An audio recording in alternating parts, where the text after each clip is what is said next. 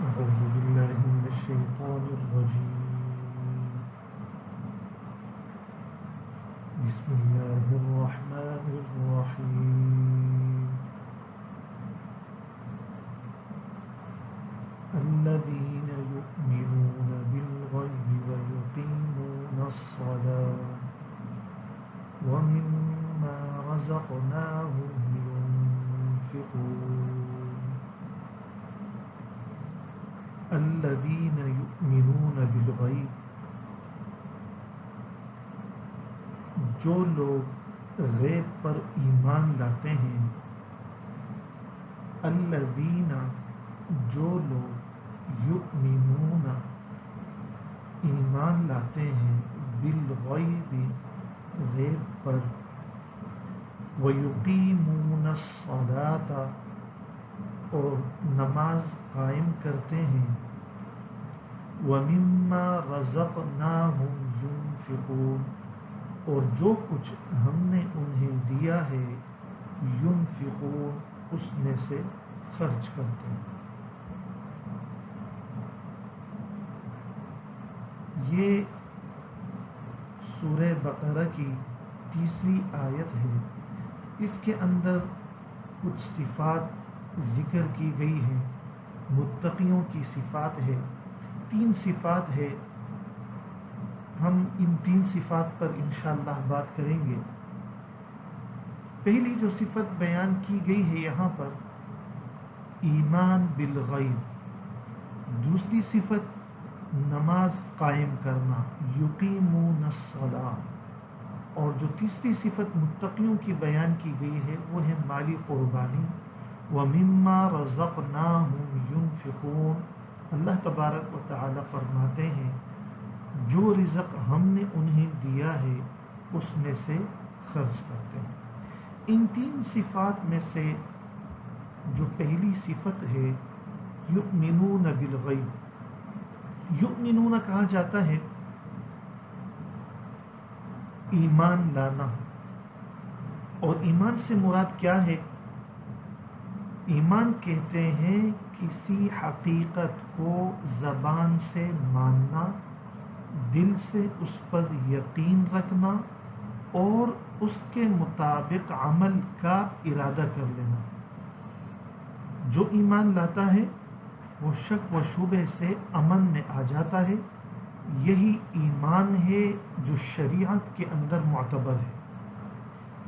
غیب سے مراد کیا ہے؟ غیب سے مراد وہ عالم ہے جو اس ظاہری دنیا سے بلند و بالا ہے، جس کی خبریں صرف نبی کریم صلی اللہ علیہ وسلم یعنی انبیاء کے ذریعے سے معلوم ہوئی ہیں. مثلا اس کی مثال کیا ہو سکتی ہے؟ اللہ تعالیٰ کی ذات و صفات، فرشتے، جنت، دوزخ کے احوال، قیامت کے دن کا حساب کتاب کے احوال، جزا بدلہ کیسے ملے گا، سزا کیسے ملے گی. اور نبی پر ایمان لائے بغیر ایمان بالغیب کامل نہیں ہوتا. قرآن مجید ان لوگوں کے لیے ہدایت ہے جو نہایت خلوص اور پاک نیت سے اس قرآن کریم سے فائدہ اٹھانا چاہتے ہیں. جو اس نیت کے ساتھ اس قرآن کریم کو دیکھے گا، پڑھے گا، اللہ تبارک و تعالی اس کے دل و دماغ کو روشن کر دیں گے اور یہ ہدایت اس کے اندر سما جائے گا. اور ان لوگوں کے لیے یہ ہدایت ہے جو لوگ احتیاط کے ساتھ اس دنیا کے اندر زندگی بسر کرنے کا ارادہ رکھتے ہوں. احتیاط کس چیز سے؟ گناہوں سے جو اللہ تبارک و تعالی نے منع کیا ہے. جن چیزوں کا اللہ تبارک و تعالی نے حکم دیا ہے اس کا کرنا، اور جن چیزوں سے اللہ تبارک و تعالی نے منع فرمایا ہے ان چیزوں سے منع ہونا.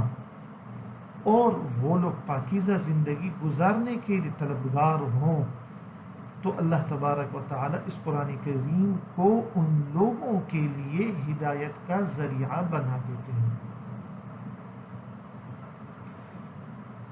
یہ اس آیت میں متقین کی پہلی صفت بیان کی گئی ہے جو قرآن کی ہدایت کے ذریعے سے پیدا ہوگی۔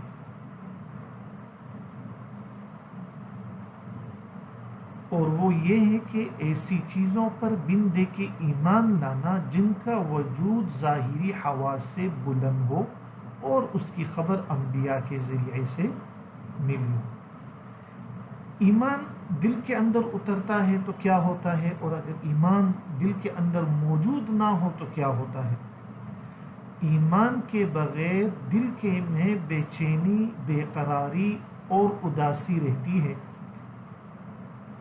کیونکہ اس عدم موجودگی میں شک، تردد، وہم اور گمان اپنی ایک جگہ بنا لیتے ہیں کہ جس کے ذریعے، وہوم کے ذریعے سے، شک اور شبہات کے ذریعے سے، تردد کے ذریعے سے وہ اس دل کے اندر آتے ہیں اور ایمان اس انسان کا کمزور ہونا شروع ہو جاتا ہے، اور ایک بے چینی کی کیفیت اس انسان کے اوپر آ جاتی ہے۔ جو خدا نخواستہ جن لوگوں کا ایمان کمزور ہونا شروع ہو جاتا ہے، شکوک اور شبہات کے اندر وہ پڑ جاتے ہیں، گمان کے اندر پڑ جاتے ہیں، تو ان کے دلوں کے اندر جب یہ چیزیں آ جاتی ہے تو وہ چلے جاتے ہیں ڈپریشن کے اندر، اور اس کے بعد وہ لوگ جاتے ہیں خودکشی کی طرف۔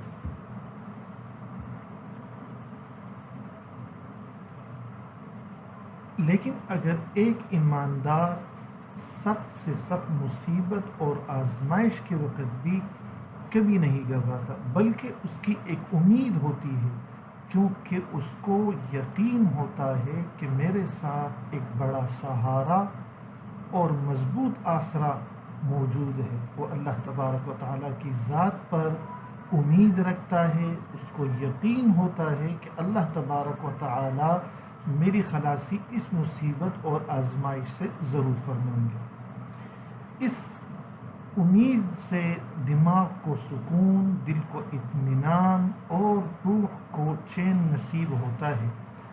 عالم غیب کا یہ عقیدہ دین کا مغز اور ایمان کی روح ہے، اس کے بغیر ایمان پختہ نہیں ہوتا ہے۔